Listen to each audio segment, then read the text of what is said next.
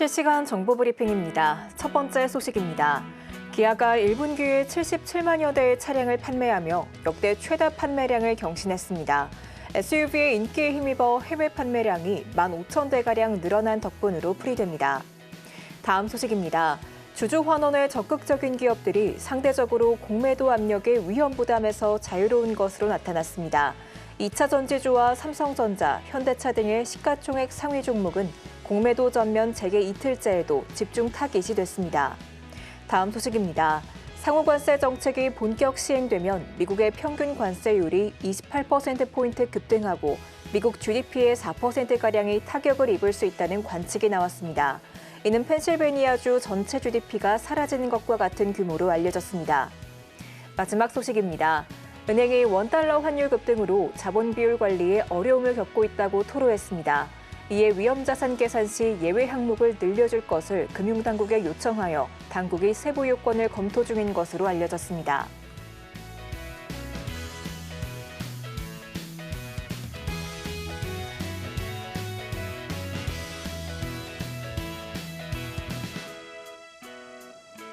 사인사색 주식 고수들의 매매 비결이 공개됩니다. 안녕하세요. 주식포맨진행의 우예진입니다.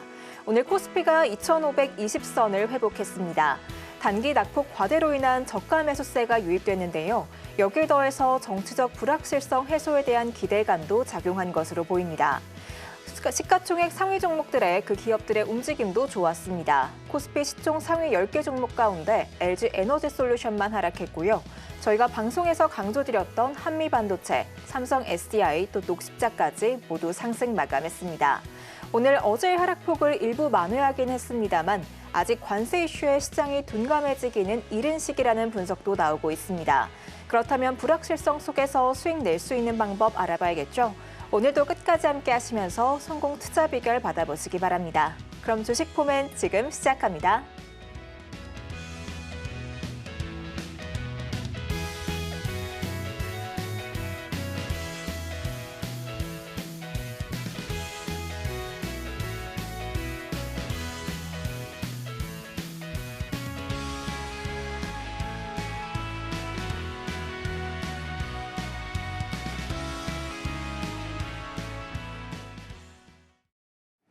그럼 먼저 오늘 시장 분석 도와주실 전문가님부터 모셔보도록 하겠습니다. 화요일인 오늘은 장자방 전문가님과 함께합니다. 어서 오세요. 안녕하세요. 네, 전문가님. 어제 하락폭을 일부 만회하긴 했지만 아직까지 관세란 이슈에서 자유롭지 못하지 않나 싶은데 오늘의 반등이 좀 오래 갈 거라고 보실까요? 단답식으로 대답하면 되죠? 네. 아니라고 생각합니다. 네. 잠깐의 반등이고 다시 하락이 남아있다라고 생각합니다. 시장을 우리가 이렇게 오랫동안 거래를 하다 보면 시장은 그냥 살아있는 유기적 생물이 아닌가라는 생각이 들어요. 얘가 오르기도 했다가 내리기도 했다가 슬프기도 했다가 기쁘기도 했다가 왔다 갔다 하는 것이 시장이라고 생각을 하는데 중요한 건 싸게 사야 되는데 사람들은 쌀 때 잘 안 삽니다. 왜냐하면 더 떨어질까 봐 두려워서요. 그런데 막상 오르기 시작하면 야 오르는갑다. 에이 반등하다 말겠지. 그러다가 마지막에 사면 거의 꼭지에 사거든요.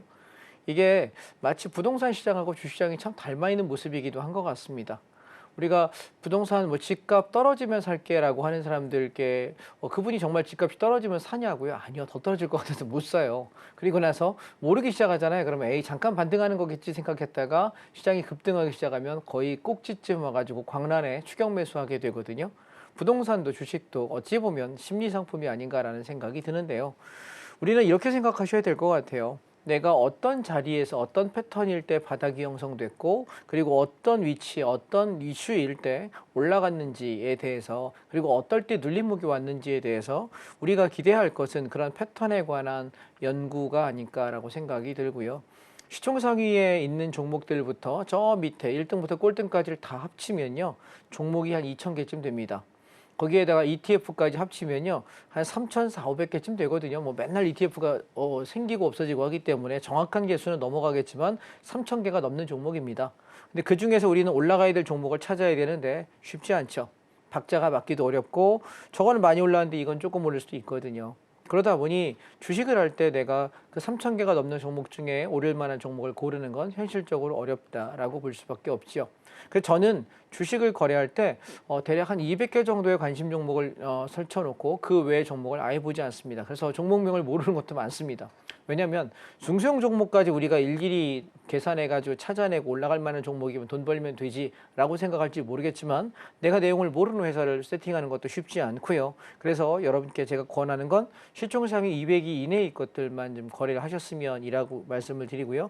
통상 저는 50위에서 100위 안에 있는 종목만 주로 거래하는 편이고요.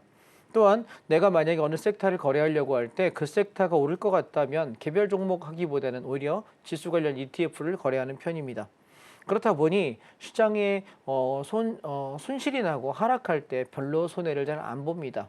왜냐하면 그 시장 주도 섹터 중에 제일 센 놈을 거래하거든요. 그래서 오늘처럼 반등이 나올 때 만약 이렇게 생각해 보세요. 내가 갖고 있는 종목이 오늘 시장이 반등이 꽤 세게 나왔는데 오늘 오르지 않은 종목이라면 그 종목은 과감히 버려야 되지 않을까요? 왜냐하면 지수가 올라갈 때 반응을 하지 못하는 종목이라고 한다면 소외되어 있는 종목일 가능성이 높습니다. 그래서 저희가 말씀드렸던 종목들은 오늘 거의 다 반등했습니다. 그래서 이런 섹터만 좀 가지고 하면 어떨까 생각하시면 어떨까 싶어요. 만약에 이렇게 생각하세요. 넘어졌어요. 다시 일어날 때 회복 탄력이 좋은 놈이 센 놈 아닐까요? 다음에 달리기 시작할 때도 많이 갈 거라고 생각합니다. 자, 그럼 결론부터 제가 두 가지식으로 말씀드리겠습니다. 지금 장의 반등이 최저점이고 이제부터 올라가고 아직 안 떨어질 거냐라고 묻는다면 아니요라고 얘기할게요. 단기 반등 며칠 했다가 떨어졌다가 며칠 올랐다가 떨어졌다가를 4월 내내 할 가능성이 매우 높습니다.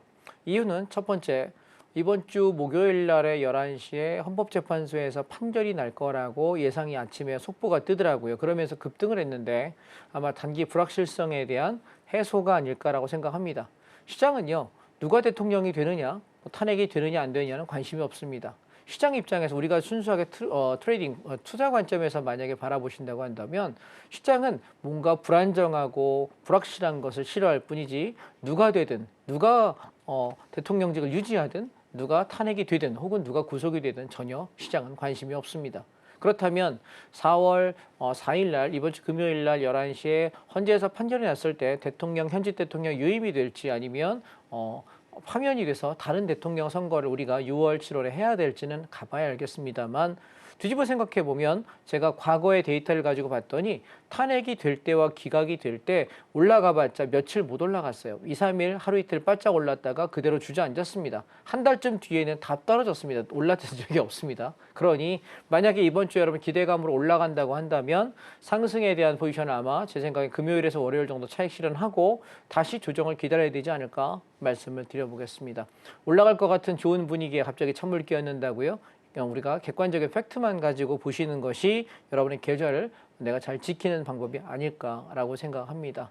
우리가 무모한 매매를 해서 잃는 것보다는 차라리 소심하게 하면서 조금 버는 게 낫습니다. 무슨 얘기인지 이해되셨죠? 그래서 오늘은 사실 제가 준비한 강의가 따로 있거든요. 근데 갑자기 시장이 올라서 일단 시장 점검을 좀 해드려야 될 것 같아요.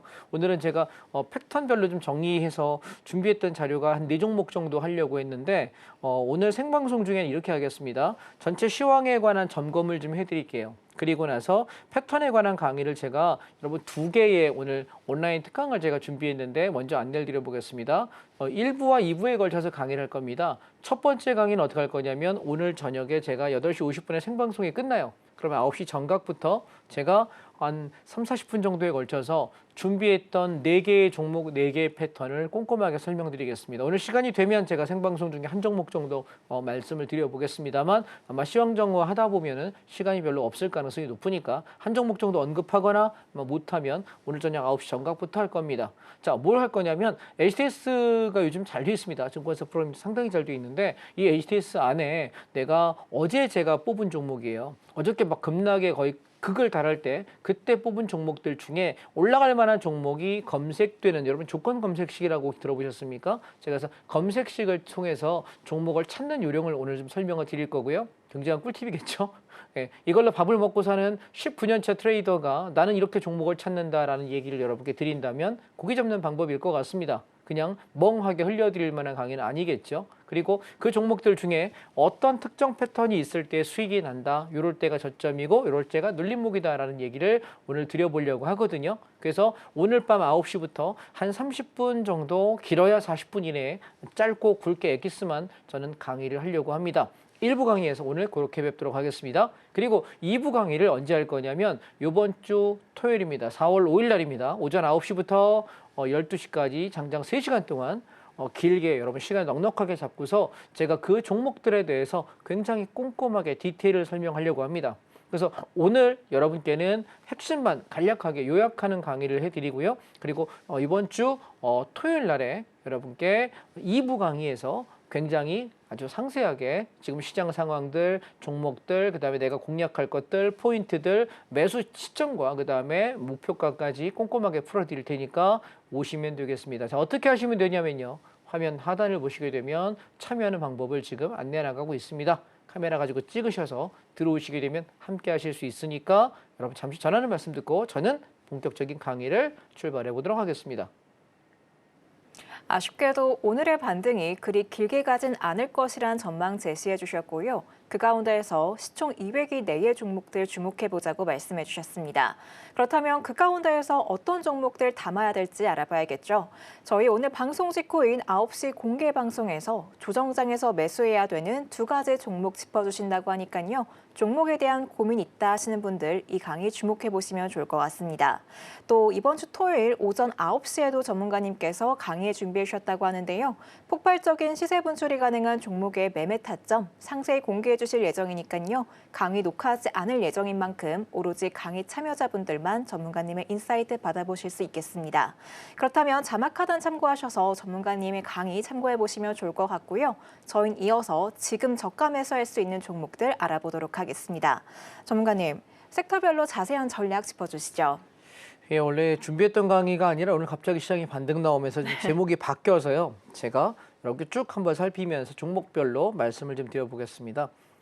첫 번째 오늘 아침에 코덱스 반도체를 사자 시가부터라고 이야기 드렸는데요. 자, 분봉을 한번 보시죠.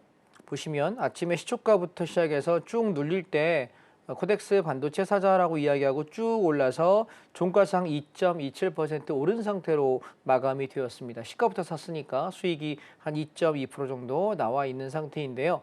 자, 그러면 얘는 우리가 단기 반등 관점에 보기 때문에 길게 보시면 낭패가 되실 거예요. 그래서 어디까지 볼 거냐라고 물어본다면 한 33,000원 부근 정도. 그러면 지금 현재 진입해서 오늘 2% 정도 수익 났으니까 한 7%에서 9% 정도 수익 나면은 정리하겠다 생각하시고 단기로 바라보세요.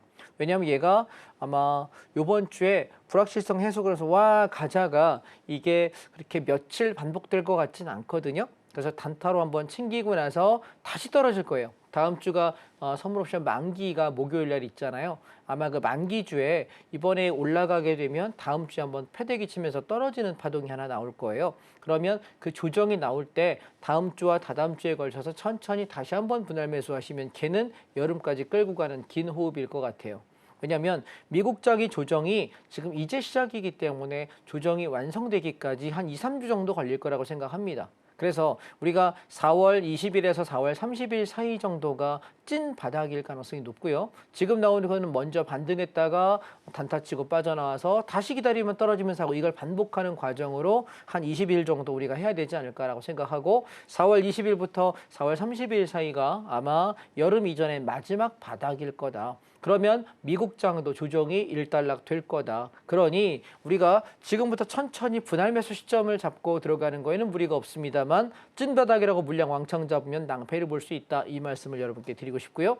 그래서 코덱스 반도체 기준으로 지금 제가 보는 건 33,000원에서 34,000원 사이 정도까지가 반등폭 아닐까 생각하고 오늘 아침에 잡았던 거니까 되밀리면 본전 스탑을 거시고 유지를 해보시면 어떨까 싶습니다.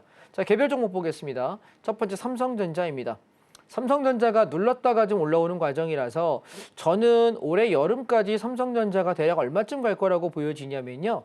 적게 가면은 지금 이번 반등이 한 65,000원까지가 1차 목표가를 제시하겠습니다. 그렇다면 현재가에서부터도 약 12, 13% 정도의 수익은 오늘 종가 기준으로 날 수 있겠죠. 그리고 얘가 여름 안쪽에 한 7만 5천 원에서 8만 원 정도까지가 올라갈 수 있는 게 최대가 아닐까. 삼성전자에 대한 생각은 저는 그렇습니다. 그렇게 지금 자리에서도 내가 단기로 봐도 12, 3% 버는 데는 지장이 없을 것이고 여름이 넘어가기 전에 여름이 끝나기 전에 한 7만 5천 원, 8만 원까지 올라온다고 하면 지금 위치에서 23%에서 28% 정도 수익을 기대할 수 있지 않을까라고 생각을 합니다.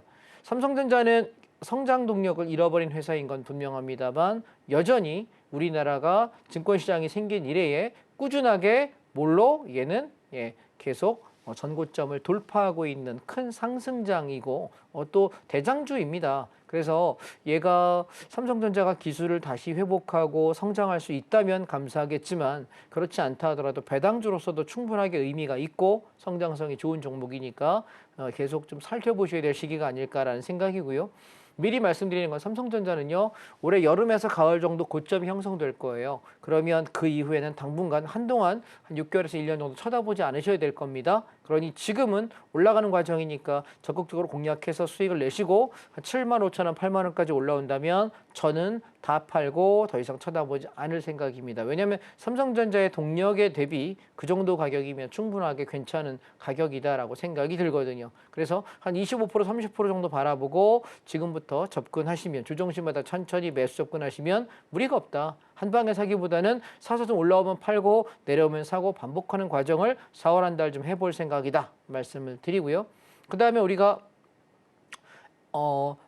하이닉스를 보십시오. 하이닉스를 보게 되면 오늘 저희가 하이닉스를 아침 시초가부터 매수를 말씀드렸는데 자 분봉을 보시게 되면 아침 출발과 동시에 땡 하고 매수했는데 쭉 올라와서 꽤 많이 올라왔죠. 그죠? 꽤 많이 올라왔습니다.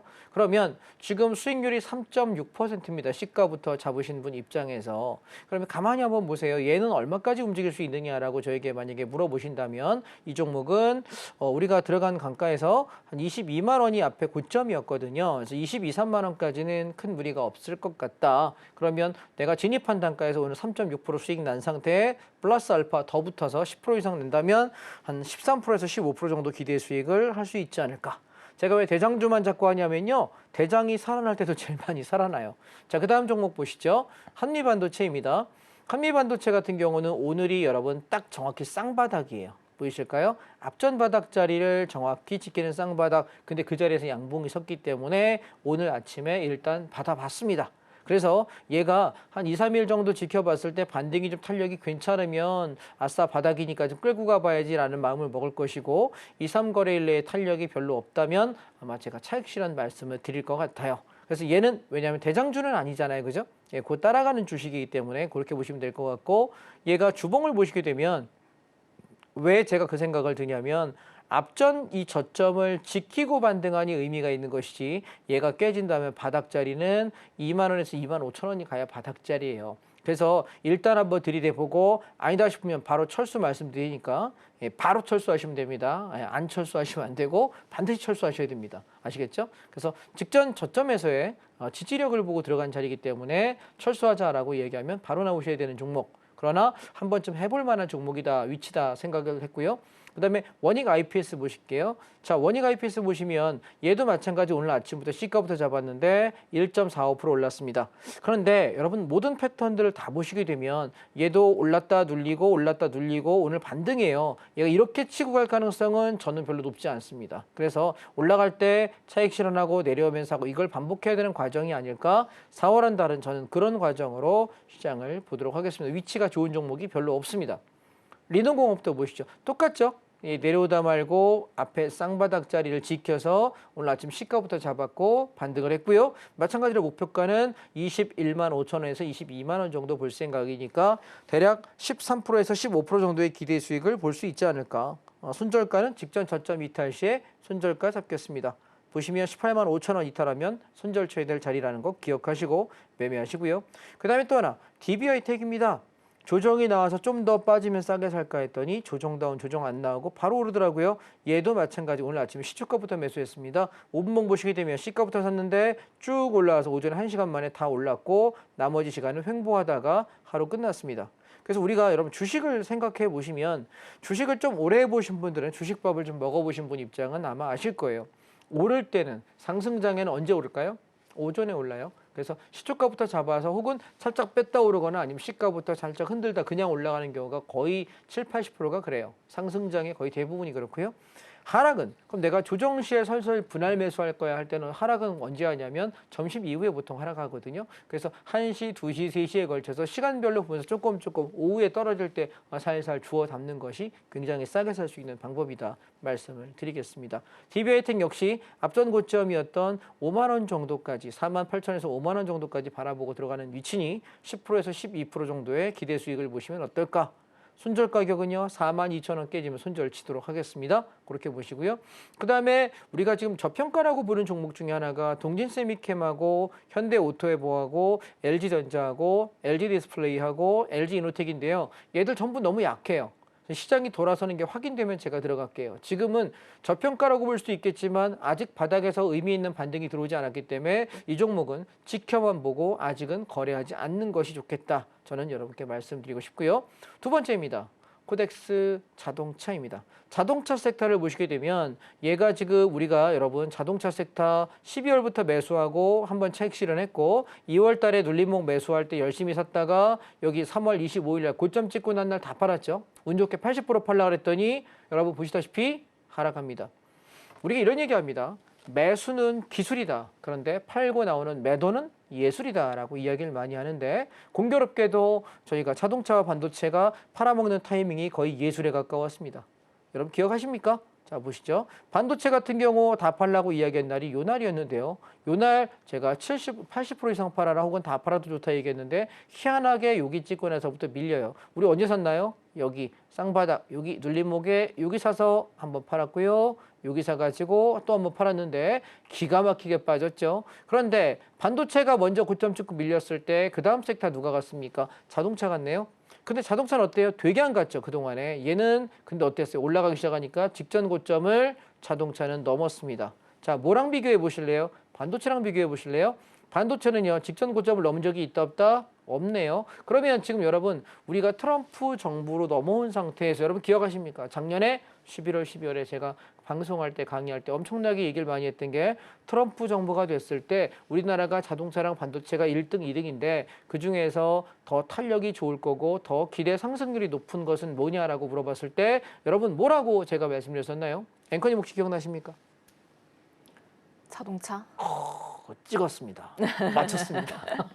제가 살짝 멍 때리시는 것 같아서 기습적으로 물어봤는데 맞추셨습니다. 멍을 안 때렸군요. 예, 자동차였습니다. 왜냐하면 11월 달부터 계속 자동차를 얘기를 많이 했던 건 반도체가 우리나라에서 경쟁력이 1등이었던 산업이었는데 중국의 대만의 TSMC와 중국의 여러 회사들에게 다 따라잡혀가지고 기술력이 중국마도 못하게 지금 돼버렸다. 안타깝다라는 얘기를 되게 많이 말씀드렸습니다. 그렇기 때문에 올라갈 때 반도체가 직전 고점을 돌파한다는 얘기는 대세 상승장의 출발을 의미하는 거예요. 아마 여름 전에 돌파할 거예요. 그래서 얘가 클라이막스를 치고 넘어갈 때 출발과 마지막을 반도체가 말해주지 않을까라고 생각이 들고요. 그렇다 보니 내가 떨어질 때 비중을 많이 실는 것은 자동차 반도체 중에 뭐야 라고 묻는다면 저는 자동차여야 된다고 생각합니다. 트럼프 정부에서 관세 정책을 얘기해요. 그런데 여러분 관세의 본질을 한번 생각해 보세요. 트럼프는 여러분 아시다시피 대통령 이전에 사업하던 비즈니스맨이에요. 그리고 우리가 알고 있는 부동산 재벌이기도 하고요. 그런데 여러분 우리나라도 마찬가지지만 미국도 부동산 사업을 하시는 분들이 굉장히 터프하고 굉장히 거칠어요. 그러다 보니 협상하는 방식이 일단 후려칩니다. 전문 용어죠. 일단 후려칩니다. 그래서 관세 말 안 들어? 알았어. 관세 20%부터 출발할게. 말 안 들어? 30%. 말 안 들어? 30% 받고 50%. 두들겨 패는 거죠. 그죠? 예, 언제까지? 예. 도장 찍겠다고 사인하겠다고 얘기할 때까지 패는 겁니다. 그게 트럼프 대통령의 협상 방식인 것 같아요. 뒤집어 생각해 보면 내가 만약에 우리가 미국 사람이라고 한다면 트럼프 같은 대통령이 있을 때 야 우리는 저기 자국민들은 소득세 내지 않아도 돼. 사업하지 법인세 조금만 내 얼마 안 내게 깎아줄게. 여러분들 세금 안 내도 돼요 라고 이야기한다면 여러분 만약에 지금 우리 윤석열 대통령이 그렇게 얘기한다면 혹은 민주당에 나오는 당 대표가 우리 국민들한테 우리 세금 안 받을 거예요 얘기하면 여러분 같으면 찍을 것 같아요? 안 찍을 것 같아요? 찍을걸?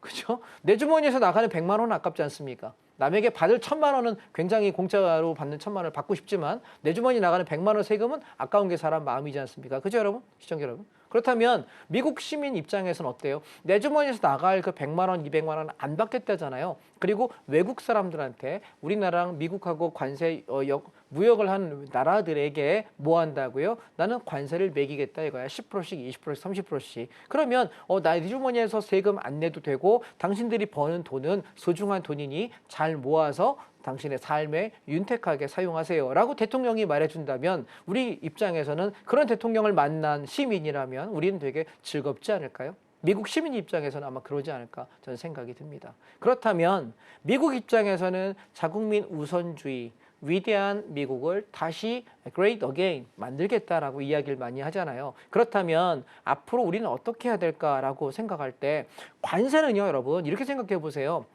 그냥 간접세라고 생각하시면 돼요. 관세가 대단한 건 아니거든요. 여기다 우리 팔 때 너 20% 내야 돼, 30% 내야 돼 라고 얘기하지만 그게 대한민국만, 뭐 현대차만, 전자만 관세를 매긴다면 문제가 되겠는데 지금 전 세계를 대상으로 관세 선전포고예요. 그 얘기는 그 본질을 따져보면 인플레이션입니다. 이해하시겠습니까? 세금을 가지고 더 세금을 부과한다는 얘기는 기업들이 바보가 아니잖아요. 다른 나라가 바보가 아니면 뭐 할 것 같아요? 세금 20% 올리죠, 관세. 그러면 물건값을 20% 올리지 않을까요? 그래야 원전이 획보되니까. 그렇다면 물건값이 오른다는 얘기는 뭐 하는 거죠? 인플레이션이요. 이해하십니까? 예. 제가 대학교 1학년 때 저 학과 사무실에서 짜장면 한 그릇 시켜 먹으면 2,000원 했거든요. 옛날 얘기입니다. 예. 한참 전 얘기니까. 그런데 요즘에 짜장면 한 그릇 2,000원에 시켜 먹을 수가 없습니다. 왜? 그게 인플레이션입니다.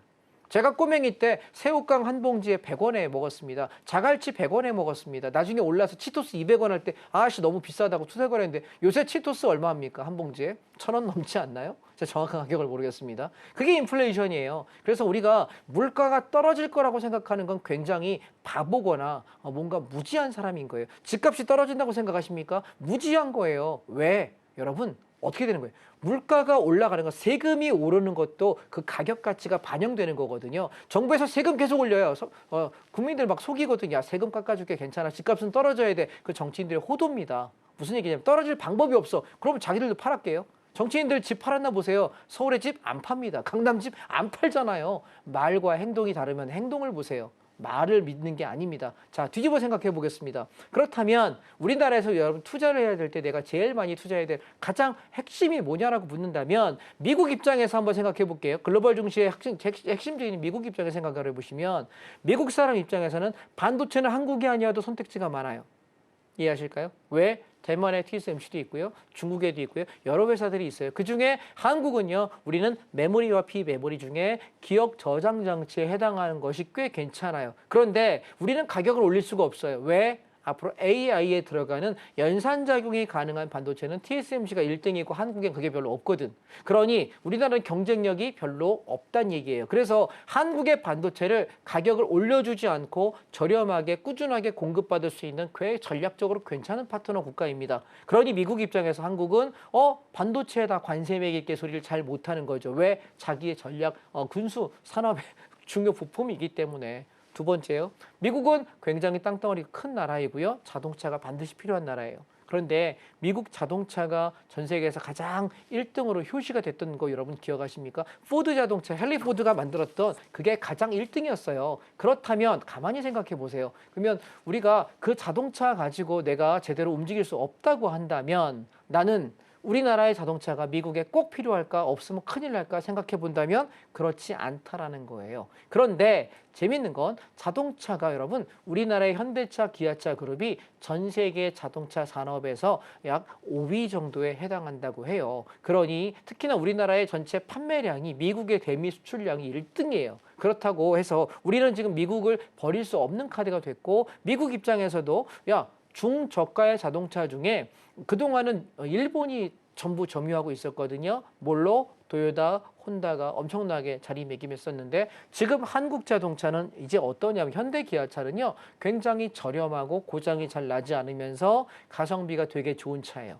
일본 차만큼의 품질이 좋지는 않아요. 그런데 가격 대비 굉장히 성능이 좋고 심지어 렉서스 같은 고급 브랜드는 없지만 제네시스라고 하는 고급 브랜드가 가격 대비 성능이 매우 좋은 차량이라고 인지를 받고 있어요. 그러다 보니 현대차의 위상도 꽤 많이 올랐는데 트럼프가 뭐라고 했냐면 야 미국에서 공장을 만들고 미국 사람을 고용해서 미국에서 만든 것만 미국에 판매할 때 그때 나는 관세를 낮춰줄게라고 이야기했거든요. 근데 과감하게도 현대차의 정의선 회장은 뭐라고 얘기했냐면 네 미국에다 공장을 만들 거고요. 미국 사람을 1,300명 이상의 고용을 할 것이고 기존의 회사 이외에 추가적인 공장을 계속 내가 만들 거예요라고 하면서 심지어 우리나라 정부의 대통령도 그 누구도 어느 국회의원도 어느 장차관도 하지 못했던 걸 기업인이 가서 트럼프 대통령과 사진 찍으면서 축하받으면서 그래 당신 현대차는 잘할 거야. 만약에 인허가가 나지 않으면 나를 찾아와라고 조크까지 해가면서 받아줬습니다. 그렇다면 여러분 우리가 관세 때문에 자동차 섹터가 나쁠 거라고 생각하는 건 되게 근시안적인 시각이고요.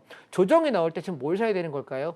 자동차 사야 되는 거예요. 아시겠습니까? 뉴스는 여러분 우리가 어떻게 생각해야 되냐면 그들의 말을 믿지 마십시오. 행동을 믿어보세요. 여러분 트럼프 대통령 입장에서는 어떨 것 같으세요? 야 한국이라는 나라에 자동차가 있어. 우리나라가 전 세계에서 탑5 5개 들어가는 아주 우수한 자동차 회사인데 그 중에 하나가 미국에다가 건설 공장을 짓는데 그리고 1,300명을 1차적으로 내가 고용해가지고 만들겠대. 그리고 미국에다가 수출하는 자동차를 미국에서 만들어서 미국에다 판매해서 생산을 증진하고 미국 주에다가 주 세금을 내겠다. 연방정부에 세금 내겠대. 여러분이 대통령이라면 이런 회사를 굳이 배제할 필요가 있을까요? 그러면서 인허가 안 나오는 게 혹시 있다면 야, 나 찾아와. 내가 대통령이니까 해결해 줄게. 감사하지 않습니까? 그렇다면 저는 그래서 지금 조정이 나올 때 반도체보다 자동차가 조금 더 전망이 좋다라고 생각을 해요. 그래서 반도체는 단타 관점에서 우리가 대응을 하는 것이고 자동차주는 저점을 잡아서 긴 호흡으로 끌고 가야 되는 우리가 시점이 아닐까 여러분께 말씀을 좀 드려보고 싶고요. 그렇다 보니 그럼 자동차 어떻게 공략할 거야? 라고 만약에 물어보신다면 오늘 저녁 9시에 온라인 특강에서 상세하게 한번 설명드려보고요. 이번 주 토요일 날 오전 9시부터 12시까지 온라인 특강 무료 강의한다고 말씀드렸지 않습니까? 강의 때 자동차주에서 전격적으로 디테일하게 분석해드리도록 하겠습니다. 아직은 저점이 잡히지 않았다라고 생각하고 조정이 좀 남아있다고 생각해요. 그래서 아마 오늘 저녁에 살짝 언급드리고 토요일 날 저녁 오전 9시부터 12시까지 제가 강의할 때 꼼꼼하게 말씀드릴 테니까 그때 그 부분들을 해결해 가시면 좋을 것 같습니다. 아셨죠? 그래서 우리가 전략 종목으로 이 자동차 섹터는 완성차로서는 두 개밖에 없어요. 현대와 기아밖에 없고요. 현대차와 기아밖에 없고요. 그다음에 부품주로서 제일 괜찮은 게 한국 타이어 테크놀로지, 그다음에 만도, 그다음에 현대모비스예요. 그런데 이 세 개 모두 아직 저점 안 잡혔어요. 그래서 오늘 제가 이거 매수에 대한 말씀을 일절 언급 안 드렸거든요. 그러나 앞으로 성장성이 매우 좋은 산업이라는 건 기억하셨으면 좋겠다 말씀을 저는 드리고 싶고요. 자, 그다음에 또 하나 종목 중에 하나가 제가 현대글로비스라고 하는 종목하고요. 그리고 여러분께 제가 대한통운하고요. 그다음에 대한항공을 여러분께 말씀드리고 싶어요. 앞으로 여러분 우리가 계속해서 시장이 상승해 갈 때 내가 관심을 가져야 될 섹터가 뭐냐면 이제 사람들은 여행을 꼭 해야 되는 세상인 것 같아요.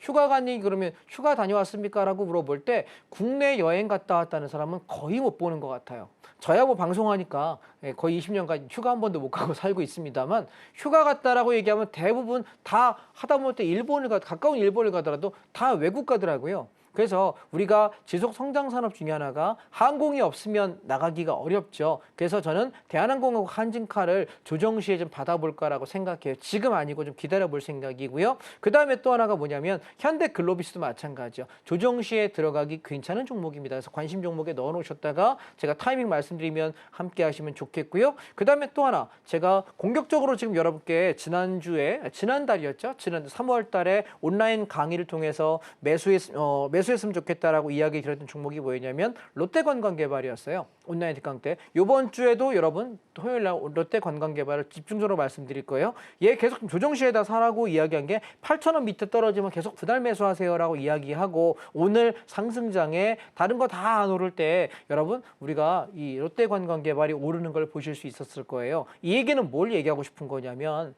앞으로 시장이 상승할 때 이 종목이 탄력을 많이 받을 거라는 뜻이기도 합니다. 오케이? 그래서 롯데관광개발 그리고 현대글로비스 좀 관심 가지고 천천히 매수하시면 좋은 일이 있지 않을까 말씀을 드려보고 싶은 종목이고요. 그 다음에 제가 바이오 관련 종목에 대해서 되게 많이 이야기를 드리고 있는데 첫 번째 녹십자입니다.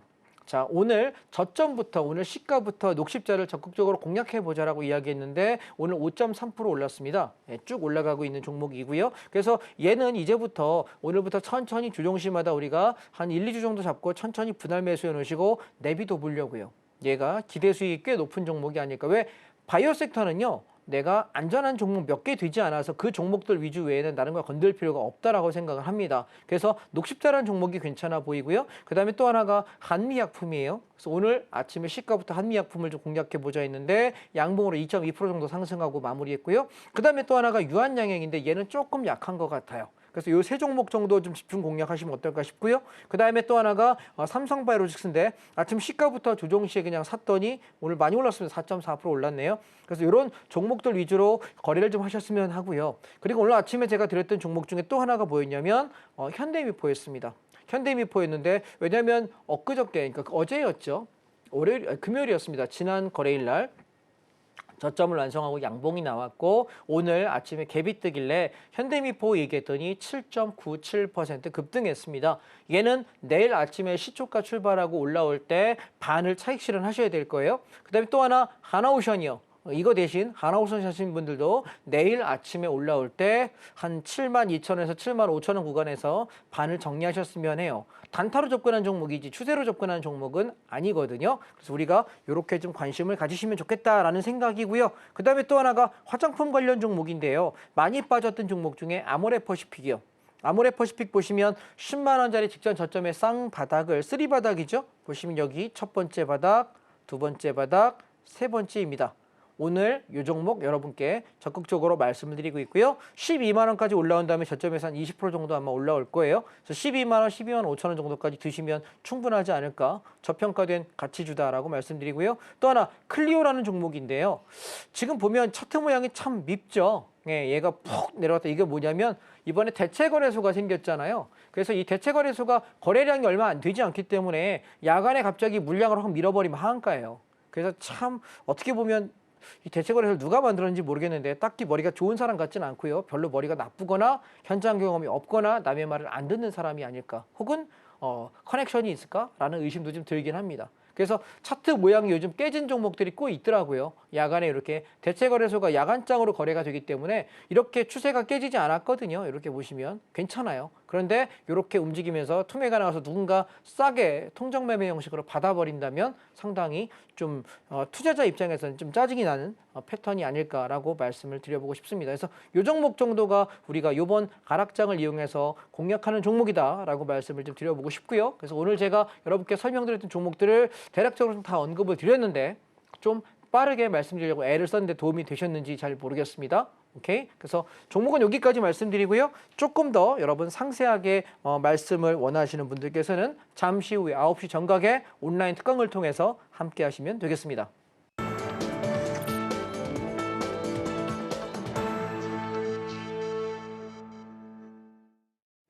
지금부터는 주식 포맨의 가장 하이라이트라고 할 수 있는 시간입니다. 바로 전문가님의 성공 투자 비결을 배워보는 시간인데요. 조금 전에 해주셨던 종목에 관한 이야기 지금 조금 더 이어서 해주신다고 합니다. 전문가님, 종목에 관한 얘기 이어서 말씀해 주시죠. 예, 제가 아까 방송 시작 서두에 말씀드렸었는데 혹시 방송 채널을 늦게 들으신 분이 계실까 봐 다시 한번 안내 말씀드리겠습니다. 이번 주에는 2번에 걸쳐서 온라인 특강을 제가 준비합니다. 1부 강의는 오늘 저녁 9시입니다. 생방송 끝나자마자 바로 넘어가서 9시부터 시작해서 한 3, 40분 동안 제가 준비했던 종목들과 패턴에 관한 얘기를 여러분과 꼼꼼하게 한번 말씀드려 보려고 합니다. HTS를 통해서 우리가 종목을 찾는 요령들 그리고 어떤 자리에서 진입을 할 때 승률이 높은지에 대한 이야기와 그 종목을 검색하는 공식에 관한 얘기까지 함께 풀어드리려고 하니까요. 한 3, 40분 정도기 때문에 되게 짧거든요. 바로 들어오시지 않으면 아마 함께 하시기가 어려울 거다. 그러니까 화면 하단을 통해서 지금 방송창에 얼른 우리 정보방에 들어오셔가지고 온라인 특강으로 함께 참여해 주시면 감사하겠습니다. 그 다음에 두 번째요. 오늘 1부 강의를 통해 가지고 제가 드릴 수 있는 건 3, 40분의 짧은 시간 동안 안에 몇 가지 종목에 대해서 패턴을 짧게 굵게 공부할 겁니다. 그렇다면 시간이 좀 많이 필요하겠죠. 언제요? 이번 주 4월 5일 날 아침 9시 정각부터 12시까지 딱 3시간 동안 토요일입니다. 저도 꽃 구경 가고 싶습니다. 그러니 꽃 구경을 공부하고 나서 함께 가시면 좋겠다 말씀드리겠습니다. 아마 이번 주말이 벚꽃이 예쁠 것 같습니다. 그래서 오전에 9시부터 12시까지 함께 공부하시고 꽃 보러 함께 나가시면 좋겠습니다. 그래서 제가 그 강의를 통해 가지고 우리가 주식 패턴들에 대해서 그리고 어떤 종목을 공략하고 어디까지 가져갈지 오늘 생방송에 말씀드린 종목들부터 하나하나 제가 이렇게 만져가면서 말씀드려 볼 테니까 여러분이 좋은 종목들을 잘 공략하는 공식 알아가시면 좋겠고요. 그다음에 두 번째, 시장이 어제 그제 되게 많이 급락했어요. 그때 선물 옵션이 아니었으면 주식하는 분들은 되게 힘들어했거든요. 저희 정보 방에도 글 올리시는 공간에도 이렇게 보니까 주가가 연속해서 한 일주일 빠지니까 되게 힘들어하시더라고요. 너무 힘들다. 언제까지 반등하냐. 근데 제가 그런 얘기했습니다. 아이 제발 선물 옵션 배우시랄 때 좀 배우시라고. 선물 옵션은요, 주가 빠지면 풋옵션 사면 돼요. 어제도 풋옵션 500% 났고요. 그 전날에도 570% 났습니다. 이틀 동안 10배가 났는데 굳이 난 주식 빠진다고 우울해할 이유가 뭐가 있을까요? 우리가 선물 옵션은 간단해요. 매매하는 논리만 알고 주문법만 알면 금방 할 수 있습니다. 그래서 제가 이번 토요일 날 그 얘기 여러분께 설명드릴 테니까 이따 한번 보시면 좋겠습니다. 자, 시간이 많이 없으니까 화면 잠깐 보시죠. 잠시 후에 강의할 거 제가 간단하게 맛만 보여드릴 테니까 온라인 특강 오셔서 보시면 좋겠습니다. 첫 번째, 시장에서 적산병 패턴이라고 얘기합니다. 이건 뭐냐면 양봉, 양봉, 양봉. 연속해서 양봉이 서는 걸 적산병이라 그래. 양봉 3개, 빨간색이 3개 섰다. 적산봉이다. 이 얘기는 뭐냐면 상승이 연속될 때 보통 나오는 패턴이거든요. 제가 이 적산병 패턴을 검색하는 공식을 이따 알려드릴 거예요. 보시면 이게 제가 어저께 한 거거든요. 밑에 보면 두 종목이 뜨네요. 어제는 하락장이었으니까 SFA라는 종목하고 노머스라는 종목 두 종목이 나왔는데요. 어제 같은 경우에도 양봉 보시면 이렇게 일봉 이렇게 올라오죠. 그래서 이 종목들을 내가 어떻게 발굴해야 되는지에 대한 말씀을 이따가 여러분 9시에 온라인 특강 통해 설명할 거고요. 두 번째 SFA라는 종목입니다. 똑같은 종목이죠. 얘도 마찬가지로 양봉, 양봉, 양봉이 나왔고 보신 패턴이 얘는 조정도 없이 여금여금 잘 올라가요. 앞에 거랑 차이점이 뭐죠? 앞에 종목은 얘는 시세가 한번 났다가 왕창 빼서 쌍바닥을 찍고 올라간 종목이었고요. 그 다음에 두 번째 SFA라는 종목은요. 얘는 시세가 한번 나고 눌러주는데 쌍바닥까지 오지도 않고 탄력 받아서 가는 종목. 얘가 훨씬 센 종목이거든요. 그래서 우리가 어떤 게 더 센 종목이고 내가 어떤 종목 골라야 되는지에 대한 이야기를 잠시 후 9시에 공유하겠습니다. 그 다음 우리가 또 하나는 뭐냐면 KM이라고 얘는 상승 잉태형 패턴이라고 얘기합니다. 그래서 우리가 이렇게 장대 음봉이 하나 나온 뒤에 다음날 몸통을 좀 약하게 만드는 음봉이 나와요. 근데 요걸 이렇게 양봉, 음봉 이후에 이렇게 양봉. 그럼 얘가 요 다음 날에 보통 방향을 정하거든요. 올라갈 거냐, 내려갈 거냐. 그래서 내려가면 공략하지 않고 고점을 돌파하면서 올라갈 때 공략하는 종목. 그래서 요 종목을 요 조건으로 제가 상승 잉태형 종목이라고 검색을 했더니 페이퍼코리아, 고려아연, 그다음에 현대홈쇼핑, BL 팜텍, 그다음에 KM, 나노엠텍, 그다음에 DNA링크 이렇게 해서 종목이 총 7개가 검색이 됐습니다. 그런데 이 종목들이 오늘 장을 이제 어저께 제가 검색한 거잖아요. 오늘 검색해 보시면 결과가 어떻게 나왔는지 찾으실 수 있을 거예요. 이렇게 저는 주식을 공부해요. 이해하셨죠? 그래서 제가 이따가 온라인 특강을 통해서 내가 요 패턴들이 나오는 걸 검색해 놨다가 이렇게 추적하는 거예요. 추적. 그래서 얘가 하락했다가 상승 전환되고 언제쯤 눌림이 온다. 돌파할 수 있는 위치가 타이밍을 계산해 가지고 그때 거래를 합니다. 그래서 그런 방식에 대해서 잠시 후 강의 때 설명할 거고요. 그다음에 또 하나는 뭐냐면 얘는 시장이 장대 양봉이 나올 때가 있어요. 어제 하락장에 장대 양봉이 나왔던 종목을 제가 다 뒤졌더니 14개 정도 종목을 찾았습니다. 보시면 이렇게 조정이 쭉 나오다가 넥스턴 바이오였는데요. 쭉 치고 올라가면서 급등을 해버려요. 그래서 어떤 패턴일 때 이렇게 올라가는지 우리가 찾아본다면 내가 연일 하락하던 종목 중에 상승 전환되는 종목을 찾는 방식을 쉽게 구할 수 있지 않을까 말씀을 드리겠습니다. 자, 우리가 시간이 많이 없으니 선물 옵션에 대해서 간단하게 말씀을 드려볼게요. 주가가 오를 때와 내릴 때 나는 뭘 공략할 거야 라고 물어본다면 선물은 어제처럼 장이 빠질 때 이렇게 공략하시면 돼요. 주식은 떨어지면 손해인데요. 선물은 떨어질 때 선물 매도에 진입한다 라고 해서 하방으로 배팅하는 게 있어요. 공매도라고 생각하시면 떨어지는 만큼의 이득이 나요. 이해되실까요? 어제 같은 경우 콜옵션의 기준점이 요건데 콜옵션이 이렇게 무너지기 시작하니까 장이 뭐가 올라갔냐면 풋옵션이 이만큼 올라갔어요. 바닥에서부터 몇 배 났냐면 어저께 풋옵션이 10배 났습니다. 예, 그러면 가만히 생각해 보세요. 야, 장이 이렇게 빠질 때 내 주식은 박살나는데 나는 뭐 할 수 있어? 풋옵션이 10배가 시세가 난다. 그러면 내가 잘못된 종목을 손절하고 뭐 할 수 있다? 상방으로, 하방으로 방향만 바꿔준다면 충분하게 수익을 낼 수 있겠구나.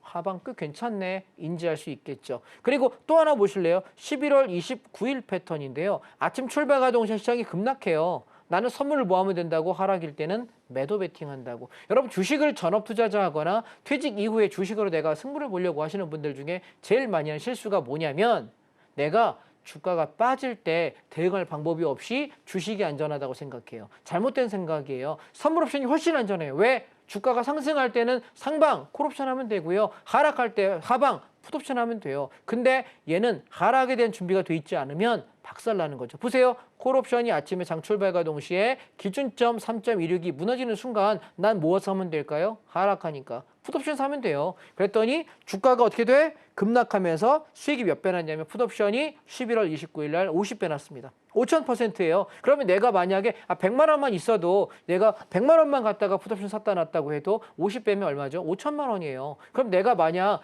나 1억으로 주식 했는데 반토막 나가지고 5천밖에 안 남았어. 근데 내가 100만 원어치만 사도 50배 나면 5천만 원 복구되잖아요. 내가 만약에 저거 500만 원 했으면 몇백에서 2억 5천이에요. 끝까지 가져가지 못하겠지만 내가 충분하게 500만 원만 사도 복구가 되고 남는 파동이라고요. 나 5천만 원 남았잖아. 1억 있었지만 내가 남은 5천만 원 중에 10%만 배팅해도 충분히 승산이 있다고요. 그러니 여러분 주식한다고 끙끙거리지 마시고 선물 옵션 통해서 한번 기회를 잡으시면 어떨까라는 생각이고 올해처럼 지수 상승할 땐 어때요? 풋옵션 기준이 무너지는 거 확인하고 들어가서 나는 뭐해? 상방에 베팅했더니 콜옵션이 750% 급등해요. 주가 아무리 올라봤자 저렇게 오르기 어렵거든요. 자, 정리해 보겠습니다. 오늘 저녁 9시에 잠시 후에 여러분의 생방송을 통해서 뵈려고 해요. 그리고 일부 강의에서 뵙고 다시 요걸 기반으로 해서 어디에 이번 주 토요일 날 4월 5일 아침 9시부터 12시까지 우리 강의로 함께 뵙도록 하겠습니다. 오케이? 지금 장이 좋아지기 시작합니다. 이제 적극적으로 공략해보고 단타도 좀 해보고 해야 되니까요. 들어오셔서 함께 수익 내시면 좋겠습니다. 저는 잠시 후에 뵙겠습니다. 감사합니다. 이렇게 적산병 패턴과 선물 옵션에 관한 내용 알아보고 왔습니다. 종목에 대한 자세한 내용은 잠시 뒤 9시에 나눠주신다고 하는데요. 전문가님이 매수하는 종목들 어떤 공식으로 선별하시는지 그 비법 자세히 공개해 주신다고 하니까요. 함께 하시면서 수익 랠리 이어가 보시기 바랍니다. 그럼 저희 마지막으로 오늘 방송의 핵심 내용 큰 화면으로 만나볼게요. 오늘의 핵심입니다. 잠시 뒤 9시에 지금 사둘 두 가지 종목 짚어주실 예정이고요. 주요 섹터를 저가 매수할 수 있는 바닥권 목표치 점검하고 왔습니다. 마지막으로 변동성을 활용해 수익 낼 수 있는 선물 옵션에 대한 내용 알아보고 왔습니다.